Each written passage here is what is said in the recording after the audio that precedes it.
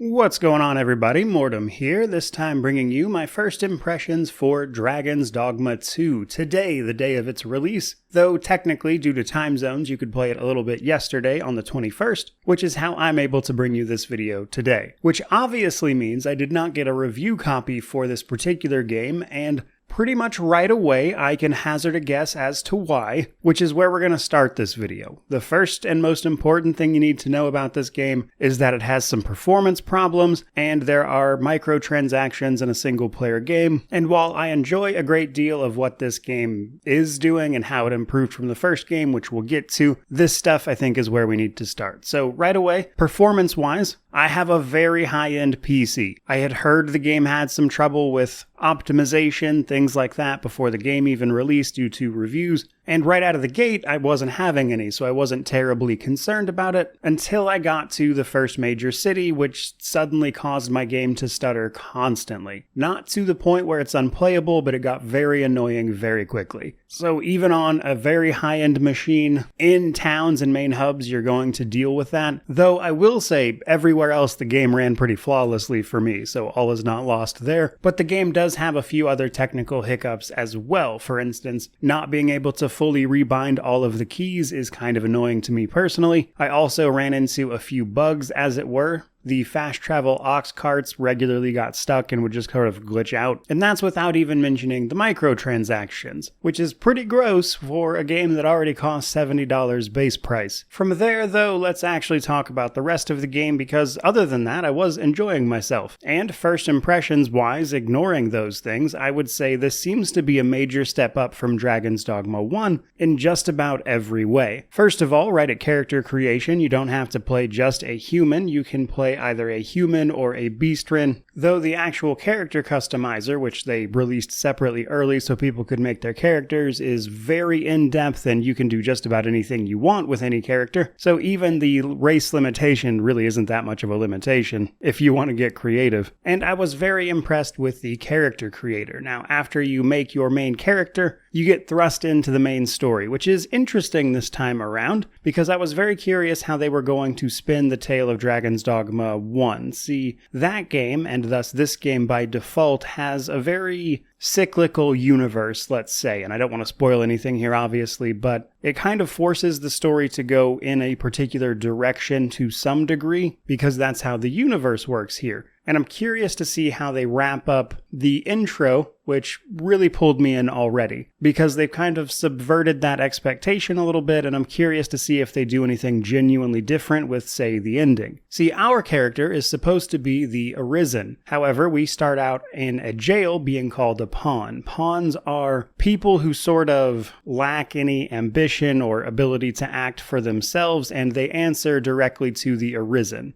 And after an intro sequence in this jail, it's revealed that you lost your memory in some way, but you are very much the Arisen. You manage to escape this jail in appropriately epic fashion, where you're then set on a path to quickly regain your memories about what happened. You were, of course, the person who confronted the dragon stole your heart, named you Arisen, which means you're the person who has to track down and stop the dragon from destroying the place. However, the kingdom has been ruled by its regent for quite some time, who doesn't want to give up power to the newly found Arisen, and thus had you cursed, because they apparently can't physically kill the Arisen in any meaningful way, and shipped off to be a slave in that prison. So they could continue to rule in your place as a false Arisen, which is an overall pretty cool approach. And again, I'm just curious to see where they take it from here. I understand there's multiple endings to it, so right away the story's already very intriguing. I've also got to say that they've done a much better job of presenting the story. The last game had a very big problem with just sort of backloading everything, like most of the big reveals about what was actually going on happened right at the end, whereas here there's a very clear narrative to follow. And I think they also do a good job of walking you through the game's systems, which for this game comes down to vocations and your pawn. As I mentioned, pawns serve the Arisen, so shortly after the intro, you'll make your pawn, which is your personal assistant, basically. But the thing is, other people, if you are connected online, can use your pawn, and pawns are the people that make up your party, but two of them are going to be from other players. And they use this system to teach pawns about quests and things by traveling with you when you complete them. And once that pawn learns about those things through that experience, it can then share them with other players, which includes things like specializations this time around. So it looks like they took an already cool system and expanded on it. And over the course of my review for this, I'm going to be curious to see how much they actually did with that. But right away, it already seems very upgraded, if you will. They've even assigned the pawns like quests and things you can do for them to get extra rewards, which also awards the player who actually owns that pawn. So that was pretty cool. But both you and your main pawn will be leveling up and increasing in your skills, which brings us to vocations. Right at the start of the game, you'll pick a basic vocation: fighter, mage, thief, or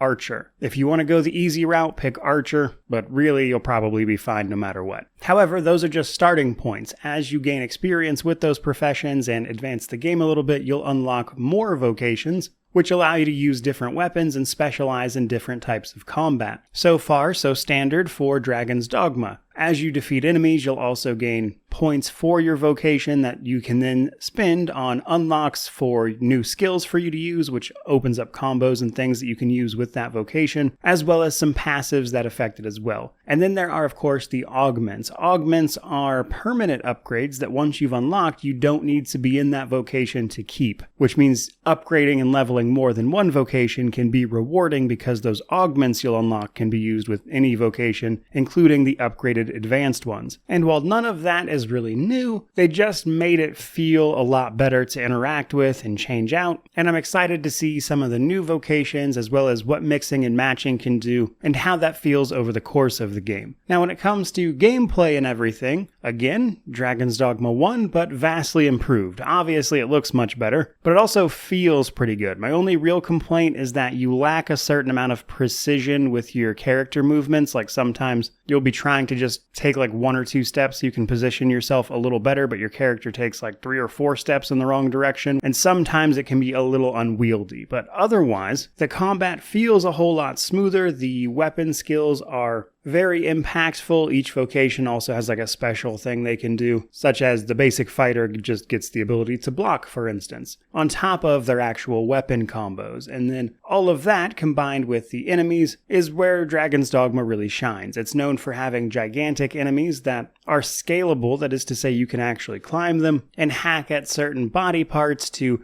deal extra damage to chip away their giant health bars in the case of bosses. Now, unfortunately, I can't quite show you any of that because the main boss that they introduced the game with had a bunch of nudity that I can't show on YouTube. But the big takeaway here is, again, Dragon's Dogma 1, but better with less jank. Which brings me to the world. There is a large world for us to explore that is supposed to be something like 4 times larger than the original, and while that might initially sound impressive, the original game's world map was actually quite small. So 4 times that isn't exactly some grand scale. But nonetheless, it's still a pretty big open world to run around in, and there are some notable changes from the first game here, actually. All of the NPCs can be attacked and killed.